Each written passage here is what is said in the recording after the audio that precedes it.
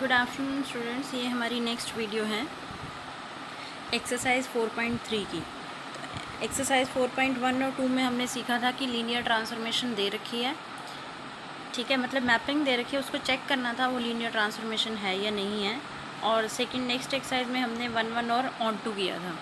अब ये next exercise है, ये टॉपिक में क्या करना है, हमें लीनियर ट्रांसफॉर्मेशन का रूल वो जो देते हैं वो फाइंड करना है हमें रूल, और ये इसका मीनिंग दे रखा है। जैसे देखो टी ऑफ 1 ये उन्होंने बोल रखा है एक लीनियर ट्रांसफॉर्मेशन फाइंड करो जो मैप करती है इन पॉइंट्स को R3 से R2 पर, इनको इन पॉइंट्स पे मैप करती है। तो मैंने लीनियर ट्रांसफॉर्मेशन सबसे पहले लेट कर ली टी R3 से R2 तक।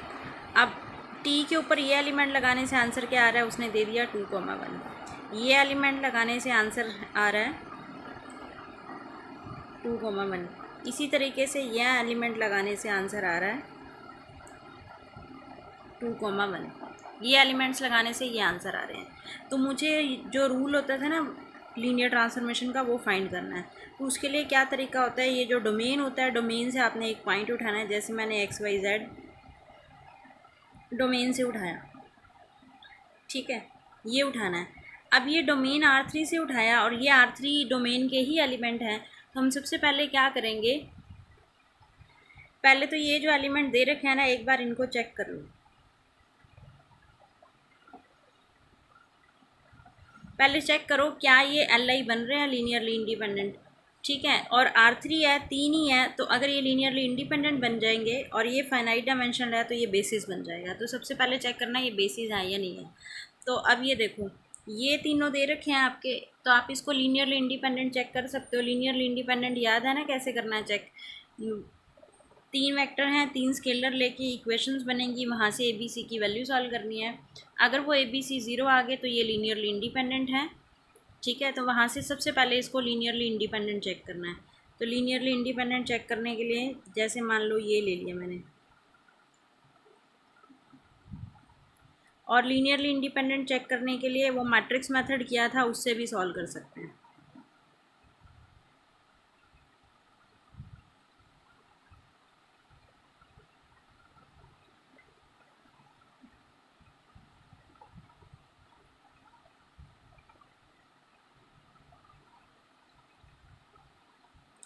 इसको हमने ज़ीरो वेक्टर को ऐसे 3 कंपोनेंट लिख दिए, कंपेयर कर लेंगे।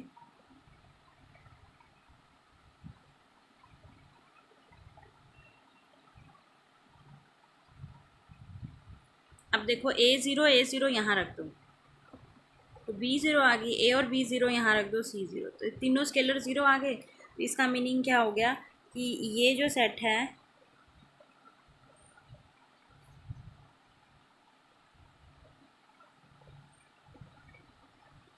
ये सेट क्या बन गया, ये लीनियरली इंडिपेंडेंट हो गया। तो इसका मतलब ये क्या बन गया, ये वाला पूरा का पूरा सेट क्या बन जाएगा, बेसिस।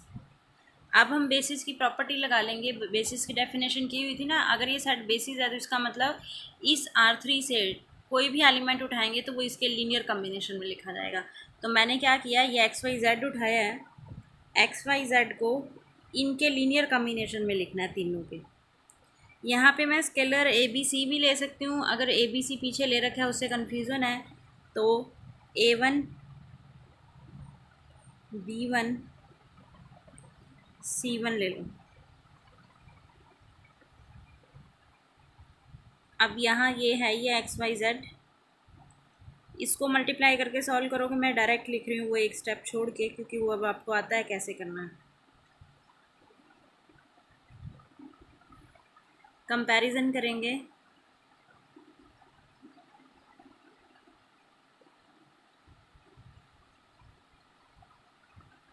मुझे A1 B1 C1 की वैल्यू निकालनी है। A1 की वैल्यू Z आ रही है, A1 की वैल्यू Z यहाँ उठा के रखो। तो यहाँ से B1 की वैल्यू आ गई Y माइनस Z, ये B1 की वैल्यू उठा के यहाँ रख दो।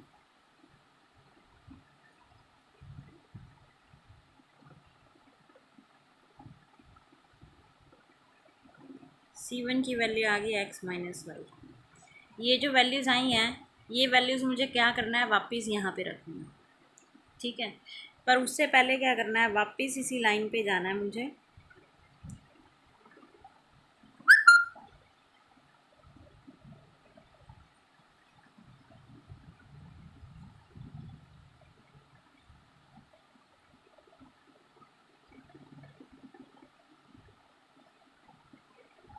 इसके ऊपर ना टी ट्रांसफॉर्मेशन अप्लाई करनी है, लीनियर ट्रांसफॉर्मेशन टी अप्लाई कर रहे हैं हम।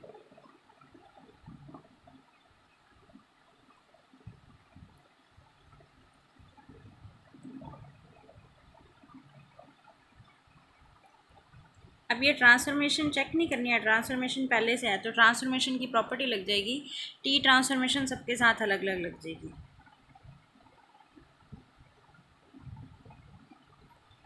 ऐसे ही टी ट्रांसफॉर्मेशन इसके साथ अलग लग जाएगी।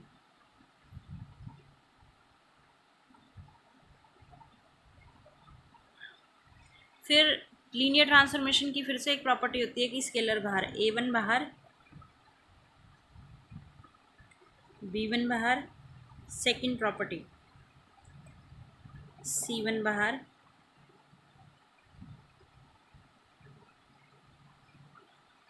ठीक है। तो अब देखो ये इधर तो है T of X Y Z equal to में ए वन के साथ है टी ऑफ 1 1 1। अब देखो ये स्टेटमेंट में दे रखा था टी ऑफ 1 1 1 की इमेज है 2 1, तो मैं इसकी जगह यहाँ पे लिख दूँगी 2 1 प्लस b1 इसकी वैल्यू थी 2 1 प्लस c1 इसकी वैल्यू थी, इस तीनों की वैल्यू ना एक्चुअली इमेज उन्होंने सेम 2 1 ही दे रखी है। अब इसको सॉल्व कर लेते हैं।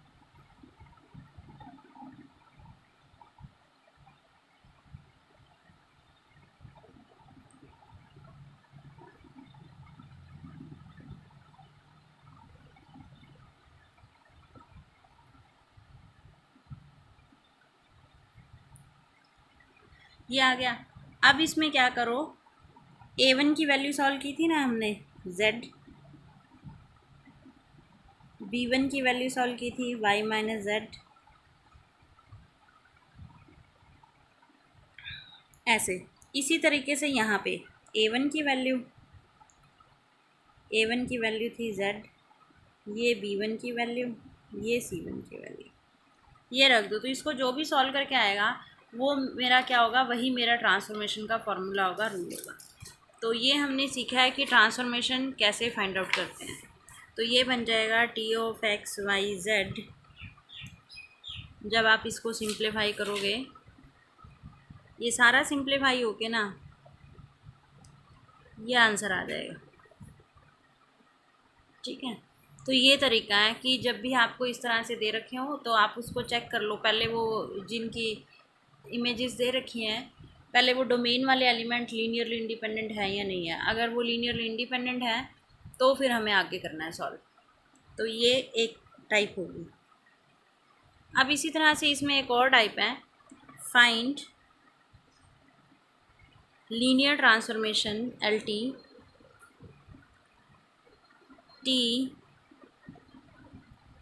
R3 से R2 तक मैपिंग है सच दैट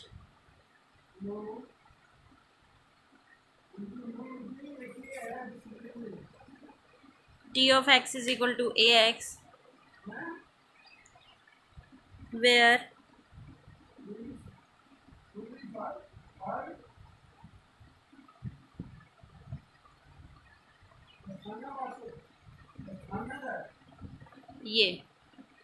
ये ए मैट्रिक्स दे रखी है, ये लीनियर ट्रांसफॉर्मेशन का रूल फाइंड आउट करना है, ठीक है। तो सबसे पहले ये देखो इसका डोमेन, अच्छा यहाँ पे भी ना R3 है, डोमेन रेंज दोनों सेम है तो x लग के x ही बाहर वापस बाहर आ रहा है। तो हमने क्या किया यहाँ पे, ये जो ax है ना, हमने ना इस ax को ना नया नाम दे दिया, मैंने y नाम दे दिया, ठीक है। जैसे डोमेन से पहले तो मैंने एक एलिमेंट उठाया, नोटेशन कुछ भी ले लो, x1 x2 x3 ले लो, ये मैंने R3 डोमेन से पॉइंट उठाया, ठीक है। t के ऊपर x लगाना है, से कुछ ना कुछ तो आंसर आएगा ना, मुझे जो भी आंसर आएगा मैंने ना वो ये आंसर सपोज कर लिया। क्या तरीका बनाया इसका मैंने कि t के ऊपर कोई एक एलिमेंट लगाने से R3 से लगा के R3 में ही आंसर जा रहा है, तो इसलिए इधर भी 3 कंपोनेंट ले लिए, क्योंकि डोमेन और कोडोमेन दोनों सेम है यहाँ पे, ठीक है। पर अब हमें तो रूल दे रखे हैं,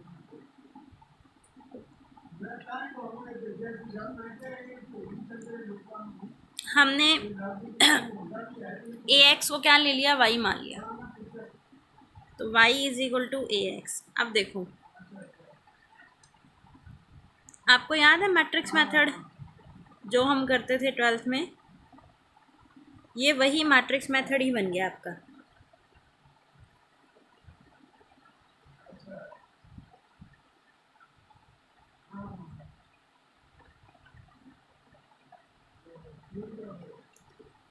अब वही same row by column multiply,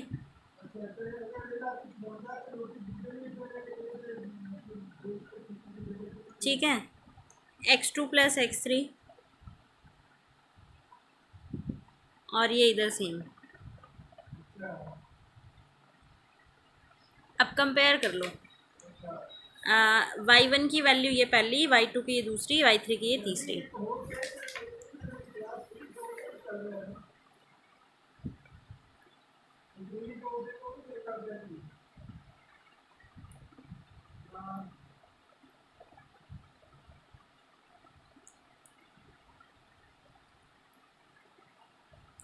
ठीक है, ये मेरे पास क्या हुआ, ये 3 इक्वेशंस बन गई। अब मैं वापस जा रही हूँ,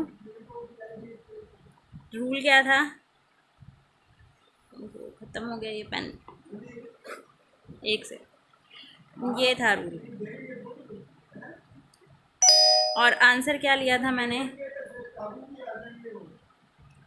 मुझे y1 की वैल्यू मिल चुकी है, y2 की वैल्यू मिल चुकी है, y3 की वैल्यू भी मिल चुकी है। तो ये आंसर आ गया।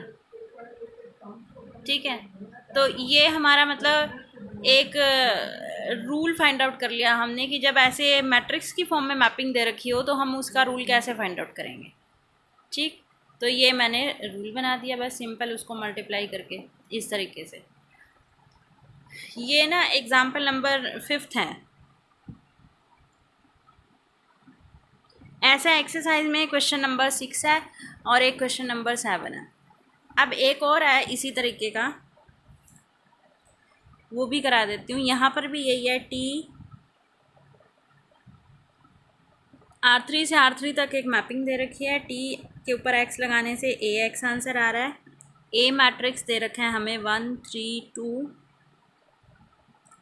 2 1 1 3 2 3, ये दे रखे हैं। ठीक है, अब वो क्या कह रहा है कि फाइंड इमेज ऑफ, एक एक्स वेक्टर दे रखा है, इसकी इमेज निकालनी है। फिर एक पार्ट में वो कह रहा है फाइंड एक्स, फाइंड आउट करना है हुज इमेज, उसकी इमेज दे रखी है, ये उसकी इमेज दे रखी है, हमें एक्स वेक्टर फाइंड आउट करना है। तो ये हमारा क्वेश्चन है, ये एग्जाम्पल नंबर 6 है। ऐसा क्वेश्चन एक्सरसाइज में एग्जाम्पल नंबर 7 है। सेम सेम ही है बिल्कुल, बस 1 2 3 है कहीं पे, तो वो वर्ड्स, वो नंबर्स चेंज कर दिए। तो अब सबसे पहले वही सेम चीज़ कि T X is equal to A X है, मैंने ए एक्स को नया नाम दे दिया वाई। अब मेरा वाई किसके इक्वल आ गया, ए एक्स के। अब उसने ना इमेज बोला है, अब वाई क्योंकि R3 से एलिमेंट आ रहे हैं तो वाई के भी 3 कंपोनेंट होंगे, ये ले लिए मैंने। ए मैट्रिक्स तो है ये मेरे पास। अब सबसे पहले ना उसने इमेज पूछी है इसकी, यानी ये एक्स, तो कैपिटल एक्स की जगह मुझे क्या रखना है, ये इनकी ना रो बाय कॉलम मल्टीप्लाई कर लेंगे। तो रो बाय कॉलम मल्टीप्लाई करोगे ना तो ये 8 5 और 11 आ जाएगा। तो ये पहले पार्ट का आंसर आ गया। जिसकी इमेज पूछी है वो कैपिटल एक्स की जगह रख दो बस, वाई की जगह ये लगा दिया, ये मैंने ए लगा दिया, ये एक्स की जगह ये लगा। तो ये पहले पार्ट का आंसर आ गया। अब इसी तरह से उन्होंने सेकंड पार्ट पूछा है हमारे से। सेकंड पार्ट देखते हैं। एक ऐसा वेक्टर ढूंढना है जिसकी इमेज पहले से ही दे रखी है। ठीक है, तो मुझे वो वेक्टर ढूंढना है। अब देखो y किसके इक्वल है, ए एक्स के। ये मुझे x वेक्टर ढूंढना है, तो आपको याद है ना x किसके इक्वल होता था, a इनवर्स y। वहाँ वहाँ मैट्रिक्स मेथड में याद हो 12th में A X is equal to B लिखते थे, X is equal to A inverse B. बस यहाँ पे बी की जगह वाई नोटेशन दे रखी ये, ठीक है। अब एक्स फाइंड करना है, ए का इन्वर्स, ए का इन्वर्स और साथ में वाई। अब वाई ये दे रखा है ना, ये वाई, इसको मैंने वाई ही नाम दिया है, ये वाई है, तो ये मेरे को वाई पहले से ही पता है। तो मुझे ये ए इन्वर्स निकालना है। तो ए इन्वर्स कैसे निकलेगा, ये जो ए मैट्रिक्स दे रखा है,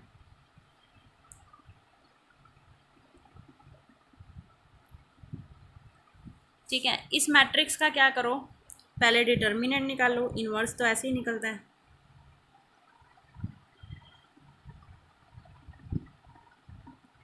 ये वो 12th वाला ही काम है सारा, तो इन्वर्स तो आप सबको निकालना आता ही है। ए डिटर्मिनेंट सॉल्व करके आ जाएगा इसका -6। फिर ए इन्वर्स कैसे निकालोगे, फॉर्मूला याद है ना, 1/a determinant into adjoint A, ये फॉर्मूला हो गया। तो ये ए इन्वर्स निकल जाएगा। तो ए इन्वर्स का आंसर आ जाएगा। तो कैपिटल एक्स की वैल्यू क्या आएगी, ए इन्वर्स के आंसर को किससे मल्टीप्लाई करना है, वाई से, और वाई मैंने लिख ही रखा है। तो जैसे ये ए इन्वर्स का आंसर आ गया,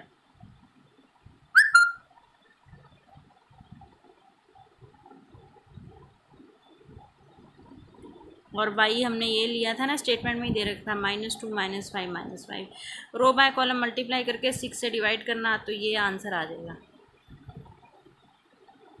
तो ये हमने कैपिटल एक्स फाइंड कर लिया।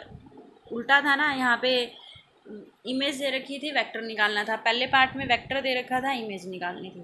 तो इस तरीके से, तो ये यहाँ से हमारा ना चैप्टर नंबर 4 कंप्लीट हो गया। अब इसके बाद हमारा चैप्टर नंबर 5 स्टार्ट होगा, रैंक एंड नलिटी।